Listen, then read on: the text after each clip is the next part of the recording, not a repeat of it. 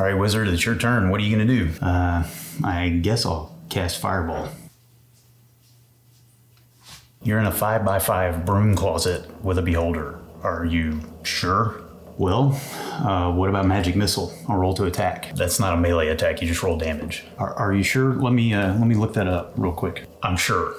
Roll 1d4. Just a minute. I haven't found it yet. Go ahead and roll. Wait. Here it is. You were right. Just roll for damage. I know I was right. Roll 1d4. It's 1d4 plus 1 per missile for damage against a beholder. You sure that's what you want to do? Yeah, I can be there in 15 minutes. It's fine. There's nothing happening here. Good point. What about Agonazar Scorcher? Okay, no, Shatter. Now I know how Jenny D feels. That is so familiar, it's painful. But never fear, adventurers. I've got 5 tips to help you achieve lightning fast combat in D&D today on Short Rest Studios. Hey there, adventurers. Welcome back to Short Rest Studios. My name is Judd, and today I've got 5 tips to help you achieve lightning fast combat in D&D. Let's dig right into it. Tip number 1, prepare and organize. This is just part of the job for a DM, but it bears repeating. Before the game begins, prepare everything that you're going to need and have it organized so that you can easily reference those stat blocks for monsters, character sheets, anything that you're going to need to look at over the course of the game to reference quickly so that you can keep up and avoid any unnecessary delays. One of the things I like to do is use Microsoft OneNote to keep all of my DM notes. And that allows me to keep all the information that I need right in front of me, and I can link things to each other so that I can access stuff pretty quickly in the app. It's worth taking a look at if you've never used it. Tip number 2, use initiative trackers. Keeping up with whose turn it is sometimes gets ridiculously confusing, especially if you have a large party and they're fighting a lot of monsters. So use either physical initiative trackers like the ones that I have on my Valhalla GM screen from Dogmite Games, or you can use an app like Cobalt Fight Club, which you can access in a browser, or D&D Beyond's Encounter Builder. Those will help you keep track of whose turn it is when. This may seem like a little bit of a no-brainer, but taking a little extra time to make sure you can keep track of initiative will really help you avoid unnecessary delays along the way. Tip number 3, and this is one of my favorite ways to speed up combat in D&D. Use side initiative.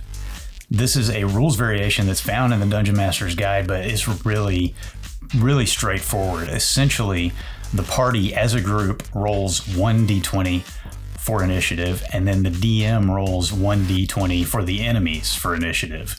And then within your groups, you just decide who goes first when, but the initiative roll simply decides which party goes first. And since within the party you kind of choose who goes when, you can strategize and do things differently based on the situation and work out strategies you might not have been able to work out without using side initiative. So it gives some advantage to the players too, I think. Now there's a variation of this that I like to use when my party is fighting a group of monsters that are all the same. And it goes kind of like this. The party rolls initiative as normal. Each player rolls a d20 for initiative. I roll 1d20 for the monsters, only when they're all the same type of monster. Otherwise, it doesn't really work very well. So I roll 1d20 for all the monsters, and they all go at the same time in the turn order. When the time comes for the monster's turn, I roll 1d20 for the attack, and any character who would be hit by that roll then takes the hit. Then I roll damage 1 time for the enemy side, and any player who took that hit takes that amount of damage. Of course, you can vary this any way you see fit as a DM, but I feel like it's a really effective way to speed things up. Tip number 4, encourage planned actions. Typically, it's going to be a player's instinct to make the decision about what they're going to do as they're starting their turn. But you as the DM have an opportunity to encourage them to think ahead a little bit. you can give them a chance to start thinking about their move while the previous player in the turn order is going. Like when they're getting ready to roll damage, you can just say, hey, next person, start thinking about what you're going to do here. And so when it becomes time for them to actually roll their attack or move or whatever they're going to do, they have been thinking about it already. And it just takes a simple prompt from you as the other person is completing their turn. This is actually really effective at keeping things flowing, keeping downtime to a minimum, and helping people stay engaged because it feels like things are really happening, which is really what you want in combat. Like you want it to move quickly because that's how it would happen in real life. So you want there to be that sense of motion and speed. Hey, if you're enjoying this video, do me a favor, hit the like button down below and hit the battle axe to subscribe to this channel so you can keep up with what I'm doing here on Short Rest Studios every week. And if you've got tips for me or for other DMs who are watching this video, do us all a favor. Hit me up in the comments. Let us know so we can share your knowledge. And if there are other kinds of content that you want to see here on Short Rest Studios, please put that in the comments too. All right, here's your final tip. Number 5, use a countdown timer. There's a thing called excessive deliberation, where players just think about things forever and never do anything. There are also a lot of unnecessary discussions about rules. I mean, look, we wanted to follow the rules, but D&D is also a game of improvisation. And so the rules aren't always the most important thing. Those unnecessary discussions and thinking about things too long can lead to a lot of lag. And adding a countdown timer adds a sense of urgency so that your players actually feel some of that sense of combat that they need to act now. If you want to use an actual timer, you can use the countdown timer on your phone, or you can use a little hourglass, something like that. What I like to do is initiate a 3 count when I feel like things are starting to take too long. There's a little too much thinking and I just say 3. And if the thinking or the discussion continues for a little bit, then I say 2 until I get down to 0 and then bad things happen. And this isn't done in a rude way. It's not done to punish anybody. It's done simply to create a sense of urgency and to keep things moving. And it does create that urgency. It creates a little bit of excitement and engagement because it makes it feel like something needs to happen right now. Well, there you go, adventurers. 5 tips for lightning fast D&D combat. I'm so glad you joined me today for Short Rest Studios. Do me a favor, hit that thumbs up down there. It helps the video get out to more people. And hit the battle axe so you can keep up with what I'm doing here on Short Rest Studios. And leave me a comment. I want to hear from you. I want to know what kind of things you want to see on this channel. Life or death struggle against a fearsome dragon ought to be a story for the ages, even if it's just pretend. But too many times it's just meh. Today, we're going to talk about how you can master the art of the epic encounter on Short Rest Studios. Hey there, adventurers. Welcome back to Short Rest Studios. My name is Judd, and today we're beginning a new video series called Epic Encounters, Mastering Unforgettable D&D Combat. Over the next 4 episodes, we're going to look at different facets of D&D combat encounters and how you can boost those to make those memorable moments for your party. Today is part 1, building tension. Every encounter needs to begin with tension, with anticipation, maybe a little bit of fear, just not knowing what's going to happen. So where does that tension come from? I think we have to examine 2 different factors. The first one is what's at stake. That's rooted in, at its most basic level, a conflict of interest between your PCs and another party. What is the source of that conflict? Is the fate of the world at stake? Are the bad guys trying to steal a magical amulet that'll help them mind wipe every person on this plane of existence? Is it just the bad guys' payday at stake because their boss won't pay them if they don't kill your PCs? If nothing's at stake, then why are they fighting? If there are stakes, are the stakes high enough that it makes sense for your baddies to risk their lives? You have to ask these questions, and the answers have to be good enough that it makes sense for this fight to happen. The second thing that we have to examine is what triggered this event. Something has to have happened to cause this fight, not just we were walking down the street and they were walking down the street and we fought. Were these goons hired by the BBEG to take your party down? Are they just trying to rob your PCs? Or maybe the bard seduced one of their sisters. We need a compelling event to trigger this fight. Otherwise, the fight in itself is just pointless, and it really adds nothing to the game, and it won't be memorable because it lacks that tension. If you're enjoying this video, I would really appreciate it if you would hit that like button down below so that other people get a chance to see what you're seeing, and hit the subscribe button so you can keep up with what I'm doing here on the channel. One of the newest ways that you can support this channel is to head over to my shop and purchase one of these Crit Out of Luck t-shirts. This design was made by yours truly, and you can get these shirts in a variety of colors and a variety of sizes, and it helps me out and it helps me keep doing this channel. And if you use the discount code YouTube, you get 15% off your purchase today. And did I tell you there's free shipping on these shirts? And while you're there, you can take a look around and see what else is on the shop. So we've talked about what creates that tension that we need for our D&D combat to be unforgettable.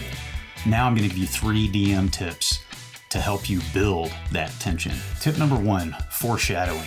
Drop hints and clues along the way that there's a fight coming. Allude to the big bad guy that's waiting in this particular setting. If you have a powerful orc war chief who's led a raid of this village and now holds the villagers under his thumb, make allusions to that as your characters enter town for the first time. Maybe they see the fears in the eye of the people as they walk down the street for the first time. Maybe it's like an old western where people are holed up in the saloon and you can see them looking out the window and then closing the shutters. You know something weird is happening here, something oppressive. It looks like there's a fight coming. Draw! No! Or leave clues to the legendary sword that lies entombed in the catacombs under the castle with its master, while an evil wizard and his zombie horde look for it. Leaving these kind of clues along the way creates a sense of anticipation before the battle even begins. Tip number 2, use engaging narration. Use as much descriptive language as you can to paint a picture of the sights and sounds and smells of that creepy dungeon where something bad is definitely gonna happen. Describe the slime oozing down the walls and the haunting distant moans echoing through the corridors. Describe the odor of decay that hangs palpably in the air. Describing these kind of elements can immerse your players in the environment of the battle and give them tools to visualize what's happening and make it that much more real and exciting. In addition to using descriptive language, you want to remind them of the stakes. Let them know that manticore that they're about to face down is guarding a chest that contains the magic gauntlet that they need to defeat the BBEG. You also want to use your narration to paint a picture of imminent danger. Things like gnawed bones on the floor or threatening dialogue from that creature that they're facing. And my advice to you when you're doing this is write your own box text. You know, when you buy a published D&D adventure, it has box text that is what you're supposed to read aloud to describe the environment to your players. So write your own and use all of these tools when you do it. You don't have to rely on your memory. If I had to rely on my memory, everybody may as well just stay home. So tip number 1 was foreshadowing. Tip number 2 was engaging narration. And tip number 3 is add some additional challenges during the fight. So what kind of challenges? Obstacles like puzzles and traps and skill checks. Maybe there's a cryptic lock that they have to open in order to achieve a particular goal while they're being attacked by the enemy. Pulling out creative things like this really helps to build the tension and add to the complexity of the encounter, making it that much more memorable. Well, there you go, adventurers. I've done my homework. I brought you some great tips for creating epic encounters by building tension in your D&D combat. Do me a huge favor, hit that like button down below so other people get a chance to see this video. Hit the subscribe button so you know what's coming next on this channel. Head over to the Etsy shop and support this channel by purchasing one of those Crit Out of Luck t-shirts. How much thought do you give to the setting of individual combat encounters in your D&D campaign? If you're like me, probably not enough. We're going to tackle that issue today on Short Rest Studios. Hey there, adventurers. Welcome back to Short Rest Studios. My name is Judd. Today we're continuing with part 2 of our series, Epic Encounters Mastering Unforgettable D&D Combat. Today, we're going to look at great locations and the importance they play in your encounters. Too many times our encounters just take place on a blank battle mat and we're struggling to keep up with everything, and it's just really a bland slog fest. But coming up with a great location with Dynamic terrain and environments can add excitement, can add uncertainty, can add fear, all things that make those encounters unforgettable. So today we're going to talk about 3 facets of the environment that can make or break your encounter. And the first one is distinctive terrain. Interesting terrain can add a whole other element of enjoyment and even intrigue and challenge to your combat encounters. Diverse terrain can influence the flow of the combat and determine what kind of creatures your players will be facing in that encounter. So be creative with your terrain. Are there cliffs that stretch into the clouds? Is there a fortress floating on the surface of the ocean? Is there a spindly rope bridge stretching across the maw of a canyon? Are there hidden passages in that haunted castle? Putting this kind of creative thought into your terrain can force your players to adjust their tactics, but not just force it. It can give them opportunities to be creative and try new things in storytelling and in combat, and it gives you, the DM, the same opportunities. The second facet of the environment that can have an impact on your encounter is environmental hazards. These can add a whole other level of challenge through difficult terrain or just introducing more dangers to the players as they enter into a combat situation. We're talking about things like lava pits, falling debris, walls weakened by a long ago earthquake, poisonous gases, those kind of things that can add another element of danger to the situation.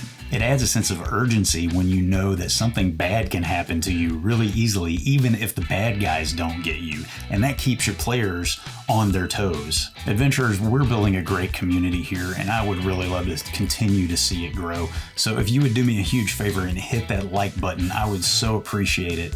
That does help this video get out to a broader audience. You can also hit the subscribe button so you can keep up with what's happening on Short Rest Studios, and don't forget to head over to my shop and purchase one of these Crit Out of Luck t-shirts. And now on to the third facet of the environment that impacts your encounters: interactive objects. Scatter stuff that your players can do things with all over the battlefield. Are you in a dungeon? What's in the room? Is there furniture, debris? Is there an old water pump that draws water up from a deep down underground spring? Put all kinds of things in there that your players can use to affect what's happening that are just part of the environment. You could be even more creative, dare I say a little crazy with it, and throw in some things like exploding barrels or collapsing pillars or a magic statue that shouts insults at your PCs through the whole encounter. And when you add these elements, you want to make sure, especially if you've got a new group of players, but really anytime, it never hurts to remind folks of things like this. Encourage them to make use of the environment to achieve their goals or to impact their enemies. And creative things, fun things will happen. Thank you again for joining me on Short Rest Studios. Please remember to hit that like button so other people will get to see this video. Hit the subscribe button so you get to see the next one. And buy one of those Crit Out of Luck t-shirts. It's really going to help me out and support this channel. Let me be real with you for just a minute. Your players are freaking tired of goblins and zombies. If you want your encounters to be epic, to be unforgettable, to be monumental, then you have to give your players enemies that will leave a lasting impression. Let's give them some monsters to remember this week on Short Rest Studios. Hey there, adventurers. Welcome back to Short Rest Studios. My name is Judd, and this week we're continuing our series, Epic Encounters, Mastering Unforgettable D&D Combat. Today, Part 3. Memorable monsters. Let's dig right in. When you're trying to create an unforgettable encounter and you're picking that perfect enemy, that perfect monster, the first thing that you really have to consider is the skill level of your players. Now, hopefully you're not planning a TPK unless you are, you sadistic jerk. They're all dead. But that may actually be the result of making the enemies too powerful. It could also just make the encounter really frustrating and not a lot of fun. And we're about fun here, right? We're playing a game. It's supposed to be fun. We're not trying to frustrate people. Unless you want to be frustrated, you masochistic weirdo. So just start by thinking about how hard you want the encounter to be for your players. The Dungeon Master's Guide has a lot of tools to help you to balance encounters. And if you want to use an online tool that makes things really easy, you can try Kobold Fight Club. It's a great online encounter builder. There's also the beta encounter builder on D&D Beyond. The can be pretty helpful. It's also important to remember, and helpful for your mental health to remember, that you don't have to reinvent the wheel. The reason the monster manual exists is to help you pick the right enemies for a particular encounter. And there are lots of other resources too. The monster manual isn't the only way to go. In fact, do me a favor, in the comments, why don't you tell me what resources you like to use for finding interesting enemies, memorable monsters to put into your encounters. As DMs, we like to be creative. That's part of what we love about this game. It's part of what we love about the role that we play as the Dungeon Master. But books like the Monster Manual and other resources exist to help us find the right enemies in the right context without stressing ourselves out. Sometimes we get stressed out trying to be so creative, and I'm just here to tell you, you don't have to. It's supposed to be fun, unless you want to get stressed out, you masochistic freak. Using these other resources can help ensure that your monsters are going to be thematically and setting appropriate, which means more fun and less stress. At the same time, don't be afraid to customize those monsters. Sometimes as a DM, it's our job to modify existing monsters to fit our campaign. And again, that's part of what we love about the game. Maybe your goblins are really advanced spellcasters. Maybe your bugbears have higher than standard hit points. This kind of stuff keeps your players on their toes, keeps them guessing, and keeps them engaged with the encounter. But listen, make sure you take notes so you don't forget all the changes you made to these existing monsters. So once we have these monsters in place, how do we make them more memorable? Well, there's two things we need to do. The first is to give them objectives. NPCs, which monsters are, just like player characters, need objectives and goals. Are they motivated by a need for revenge against the people who killed their child? Are they protecting their homeland? Are they serving a higher power? These motivations can define their character. Once we give them objectives, we need to give them limits. They're not omnipotent, unless sometimes they are. You sadistic jerk. Sometimes they are omnipotent, but let's think about it in this way. An omnipotent enemy is no fun to fight, so we need to give them some limits. Maybe there's a powerful gemstone that is the source of their magic, and if the party takes that gemstone or destroys it, it takes away the enemy's advantage and creates a whole other facet to this encounter. When you give your monsters or your enemies limits, that gives your players weaknesses to exploit, and this makes for the kind of story that sticks in your memory. We've got more to talk about, but if you're getting some value out of this video, please do me a huge favor and hit the like button down below so that other people get a chance to see this video and become part of the Short Rest Studios community. So you've picked the right monster, you've given them objectives and limits and a bit of personality, but something's still not quite right. Sometimes the way to jazz up an encounter is by adding more monsters. Specifically, try 2 to 3 different types of monsters. This creates different types of attacks and abilities that your players now have to contend with. Maybe the hobgoblins who serve that evil sorceress are accompanied by a bunch of her gargoyle minions, and while the hobgoblins are attacking your players with swords and spears and bows and clubs, the gargoyles are diving down from the sky and attacking them with teeth and claws. Nasty big pointy teeth. This adds complexity and strategic depth to the encounter that will have your players adapting and changing tactics throughout the battle. Finally, let's talk about boss battles. Fighting the BBEG should be the highlight of your campaign, and every great boss battle should have distinct phases. A great way to achieve this is by having your boss monster change its behavior based on the conditions of the battle. For example, when that wizard is down a certain number of hit points, maybe he decides to turn invisible, making the battle a whole different scenario. Great boss monsters should have unique mechanics and abilities. For example, think about the way dragons use that fear mechanic in an encounter. And a great boss monster needs a grand presence. And this is where things like lair actions can really heighten the gameplay. You can also make them larger than life by role-playing them as flamboyant or quietly vicious. Choose bold traits that will make them stand out in your players' memories and role play those to the hilt. Even if there are minions to deal with, make sure the BBEG is the centerpiece of this battle. Continue to challenge your players to think strategically and cooperate creatively. A well-designed boss battle will leave a lasting impression in your players' minds. Adventurers, that's a wrap for today's episode. These tips are going to ensure that your players have an unforgettable experience. Please don't forget to like this video, subscribe to the channel, and I'll see you next time for part 4 of Epic Encounters Mastering Unforgettable D&D Combat. Picture this.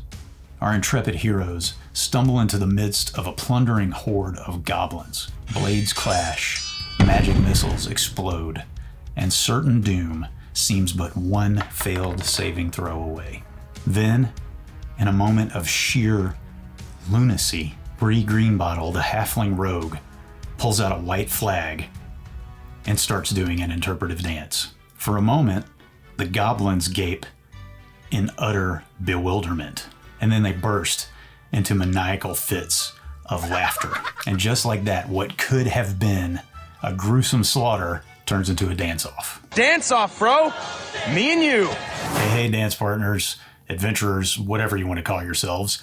Welcome back to Short Rest Studios. My name is Judd, and this week we're concluding our 4-part series, Epic Encounters, Mastering Unforgettable D&D Combat. This week we're looking at open-ended conflicts and their importance in making D&D combat memorable. That whole opening story was a bit ridiculous, but let's face it, not as ridiculous as some of the things that D&D players have done over the years. And that's one of the beautiful things about D&D. Not every combat encounter needs to end in a bloodbath. In fact, sometimes the most unexpected, the most exciting, the most hilarious outcomes can occur when we allow those conflicts to go in directions we could not have anticipated. We leave things open-ended and allow our players to help create the story. Listen, we all love epic fights and daring victories, but there's something really special about the unexpected happening in a game of D&D. And this week I want to talk to you about some ways that you can help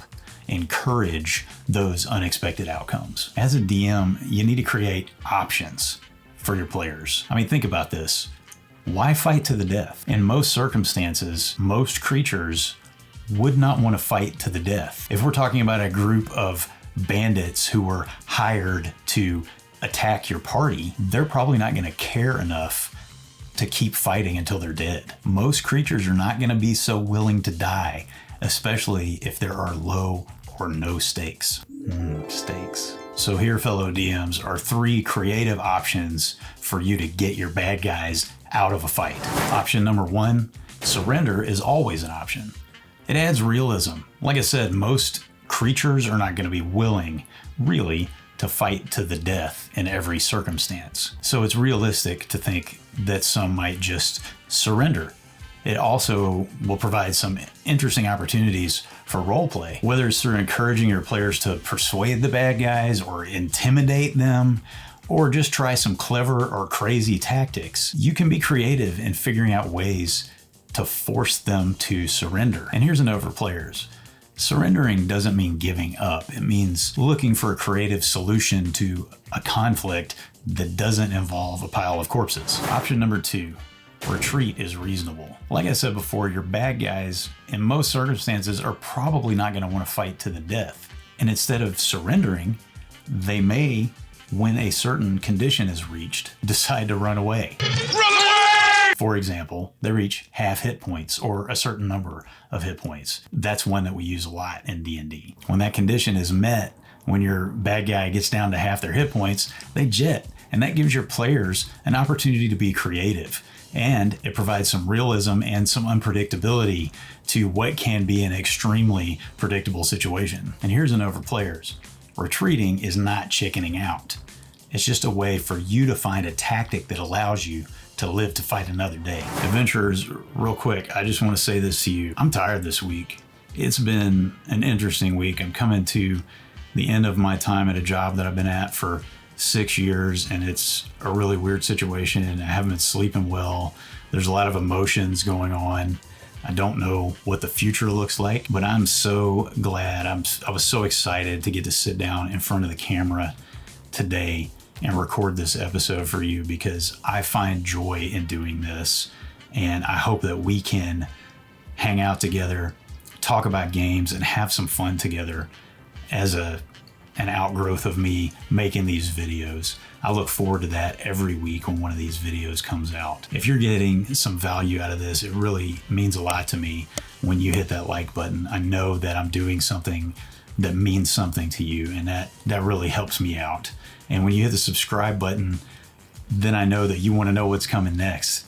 So do that for me if you would. It really means a lot. Now let's get back to it. Option 3 for creating some unpredictability in your D&D combat encounters is talking it out can change the future. I mean, think about this. If your bad guys might not be willing in every situation to fight to the death, they might actually be willing, especially if the stakes are low or if there are no stakes, to talk it out. I mean, maybe they think that your players stole all the livestock from a village, but they didn't. That gives your players an opportunity to try to talk some sense into these folks. Or maybe they're a bunch of hooligans getting paid to take your guys down, and maybe they could offer to pay them more. There's a lot of opportunity for some creative role play, and your players might even come out of it with some new allies or friends. Those are the kind of unexpected outcomes that make these things memorable, that make them worth talking about and laughing about and enjoying for a long time to come. And here's a bonus for you, another way to create options for your players that's extremely important, and that is give them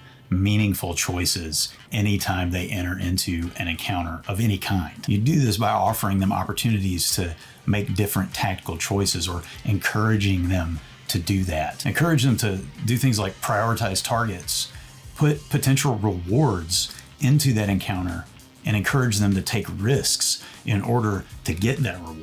The important thing here is allowing our players to help shape the story. There's a lot of talk and debate about railroading players in D&D, and I'm not a fan of railroading players. I love the collaborative nature of storytelling in D&D. At the same time, I understand that we do have a direction that generally the story needs to go, and the most memorable stories are going to be more cohesive. However, there is room for players to make meaningful choices and influence the outcome of the overall story in D&D, and that actually creates some of the most memorable and exciting and unexpected outcomes. And one more little tidbit, creating these kind of options, allowing for this open-ended conflict, can actually give your villains the opportunity to show up later, maybe looking for vengeance or just plotting the death of your party, and that creates some more memorable encounters. Adventures, I've really enjoyed doing this series of videos, Epic Encounters, Mastering Unforgettable D&D Combat, and I really hope that you've gotten something out of it. If you did, please hit that like button, hit the subscribe button, check out this video, and I'll see you next time on Short Rest Studios.